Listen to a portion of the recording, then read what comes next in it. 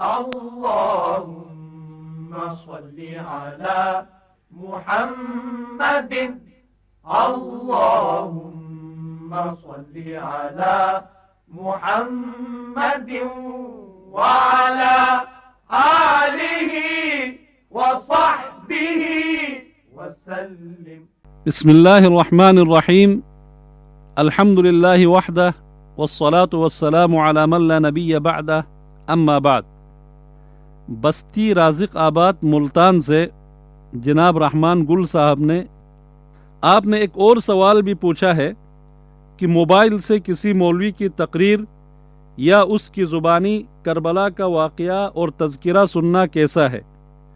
اس کا جواب یہ ہے کہ واقعہ کربلا کا تذکرہ ہو یا کوئی اور دینی موضوع موبائل پر سننے میں کوئی حرج نہیں ہے، اور اگر آپ کا مقصد یہ ہے سوال سے کہ واقعہ کربلا کو ہی سننا چاہیے یا نہیں، تو جواب یہ ہے کہ کیوں نہیں۔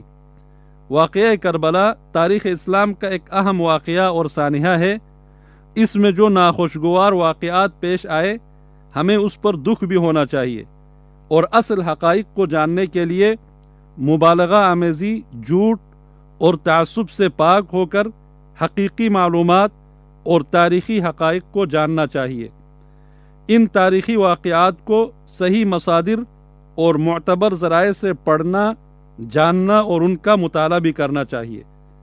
اہل بیت اعظام کی سیرت سے آگاہ ہونا بھی چاہیے، اور ان کے نقش قدم پر چل کر ان کے سیرت و کردار اور قول و عمل کے مطابق اپنی زندگیوں کو استوار بھی کرنا چاہیے۔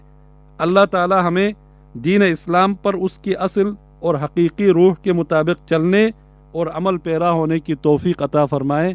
وآخر دعوانا ان الحمد للہ رب العالمین۔